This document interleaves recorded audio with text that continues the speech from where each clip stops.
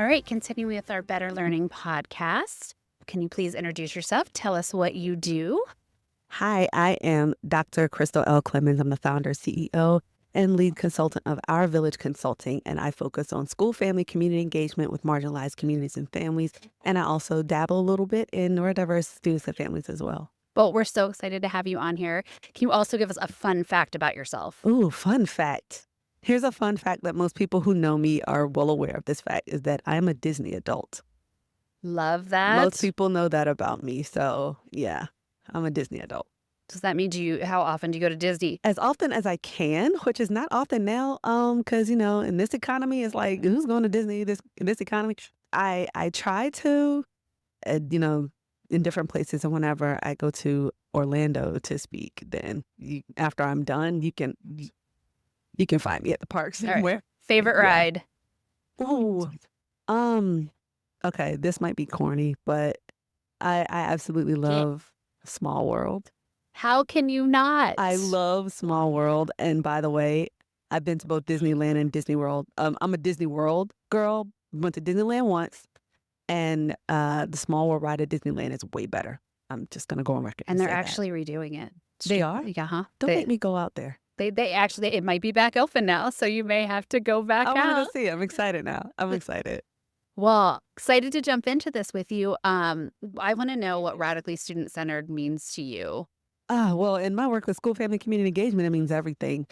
Because when we're centering our students, we can't center them without centering their families and without centering the communities they come from. And especially when we're talking about marginalized families and students, schools tend to not center them.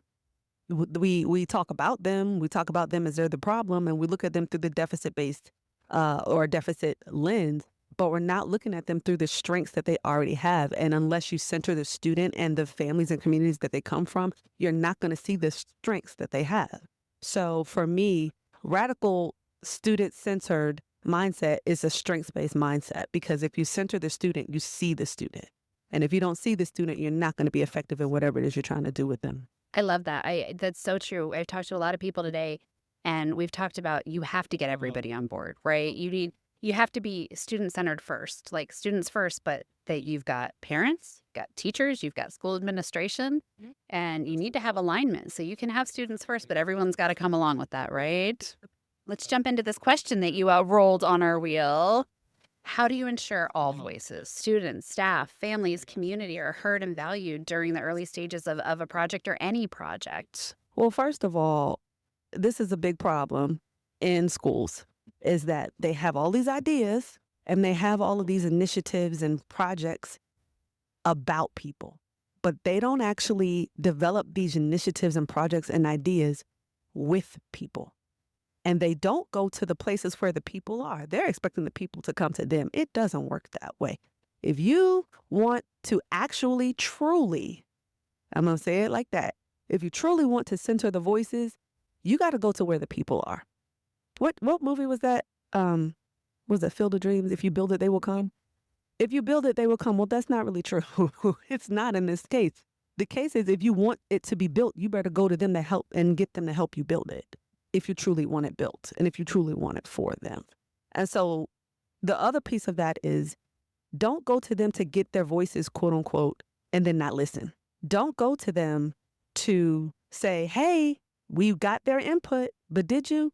Because whatever it is that they told you, you put by the wayside, you just did it to check off a box. And then you wonder why everything you're doing isn't working anyway. Well, because you didn't listen, right? And especially if you're building into a community that's already there and you're coming into it, you're an outsider. You're not the expert. So you need to get the voices, the value from the people who live in that community. So go to where they congregate. Are they at the salons and the barbershops? Are they at, churches? Are they at community centers? Like, what are they doing? What initiatives are already there? You go plug in there and you sit down and shut up and you listen and truly take what they say, truly take what they have to give you and go from there. But when you go from there, you better not go by yourself. Take them with you, alongside you. Partnership is the only way things like that will work. Absolutely. Well, and I think it removes so many barriers with partnership. I mean, you can go do lip service and say that you did your part and you checked off the box, you talked to them, but really hearing, taking your notes, taking them with you to build it and be part of the process. And then afterwards, the feedback cycle of talking to them to see how things are working, it helps you come full circle, but it removes those barriers. And you're absolutely right. I think it's hard because these days so many people they feel like they're so busy and they're running around burnout and there's not enough help and there's not enough pay and this and that. But really all of that stuff is just noise because if you want it to be easier, you put the work in first. So I think that's a great answer. So in talking about all of that, how do you feel things are going to evolve over the next 10 to 15 years? And you can talk about if it stays currently the way it is versus, if we start to actually put in the work and hear the voices. Well, the quo has only worked for one group of people. And the issue is if it's the status quo, quite frankly, is starting to not work for that same group of people. And so if things stay the same, in 10 to 15 years, there will be nothing to have a project for because it's going to be gone. It's going to be obsolete. And it's probably what folks are trying to do now. Like when people are trying to keep the status quo as is, they're basically saying, I'm comfortable in my ineffectiveness. I'm comfortable not learning. I'm comfortable being the one who thinks that I'm an expert, right? Like I'm comfortable in that space. And then when it doesn't work, you want to blame everybody else. Well, it don't work that way. And if it needs to, it does need to evolve. The only way it will evolve is if the people evolve. And if you fully understand, especially when we're talking about schools and our students, if you truly want the things to change, you have to change your mindsets. You have to change the way you think about certain people. And with the way things are in the country at this point in time, education is going to fail if they don't take into account the communities that are around.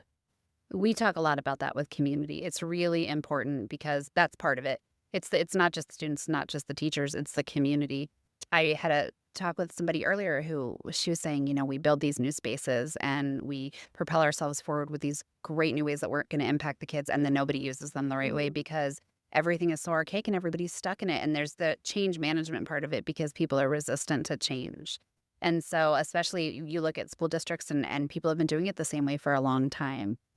We talk a lot about being the change and wanting to be different. I mean, I think about when we were in school and just sitting in the rows of chairs or the rows of uncomfortable desks and listening to the teacher talk. And I see things have come, ways where there's now groups and tables that are in circles and new furniture. But how do you really, like in your mind, help to bring about the fact that you need the buy-in and the change is good? Because everything you're talking about right now is change. We need to change the status quo. How do you get that buy-in from people that have been doing it this way for so long?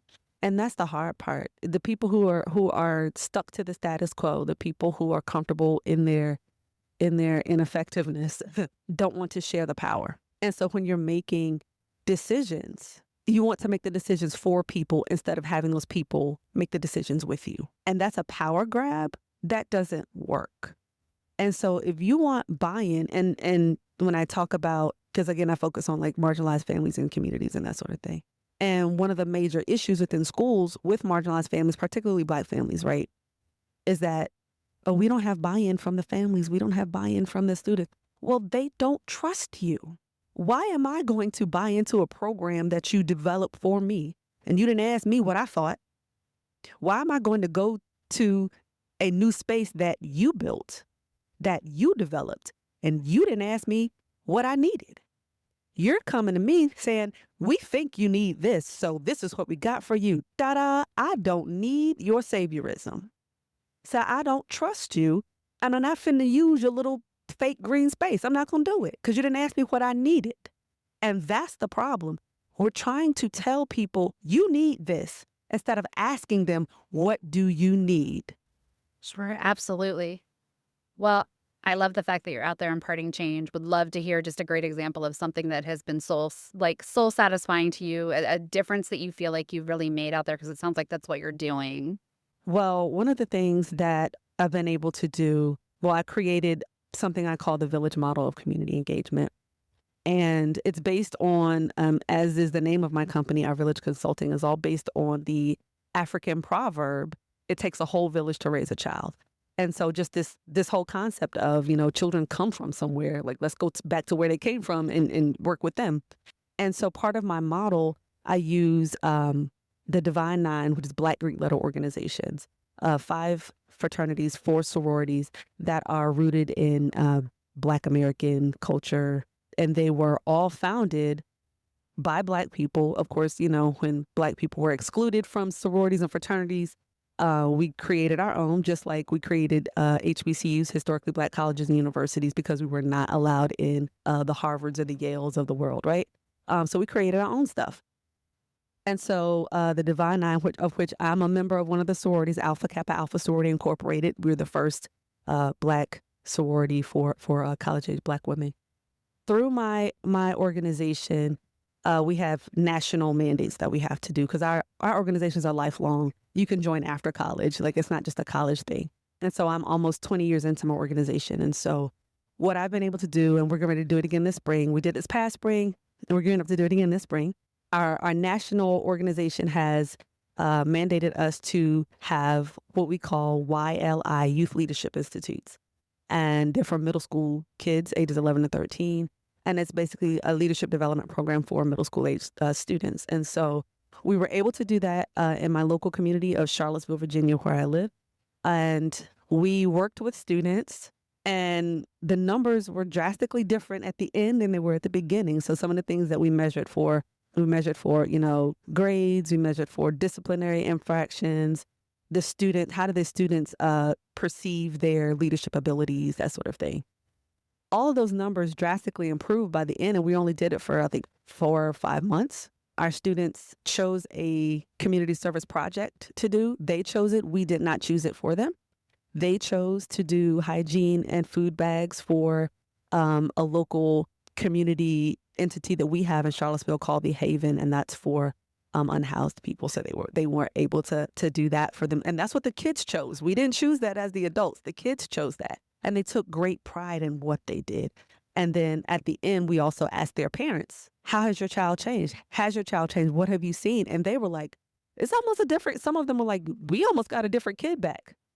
Because who is this kid that all of a sudden, who wouldn't speak in class, who wouldn't raise their hand, now realizing, wait, I do have something valuable to add to the conversation. I do have my voice has value.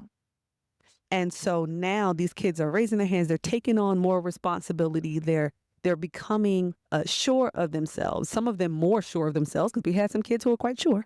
But they were becoming more sure of themselves. And their parents were just over the moon. So we're getting ready to do it again. And I'm really excited to see if we might get some repeaters back. We're going to get some new kids because, some of the kids graduated out of middle school or in high school now. So we're getting new middle schoolers. So we're going to have some repeaters, but we're also going to get some new kids. So I'm really excited about that. Yeah, that for me was one of the big things that also proved the validity of the model that I've created as well. So yeah. Well, that's wonderful. I think that's a huge catalyst to their future. Obviously, what you're doing is great. It was fantastic to talk to you. Appreciate you being on the Better Learning podcast, and keep doing what you're doing, being out there, making the change for our next leaders and next business people, our next generation out there. As the late great Whitney Houston said, the children are our future. So absolutely. Thanks so much.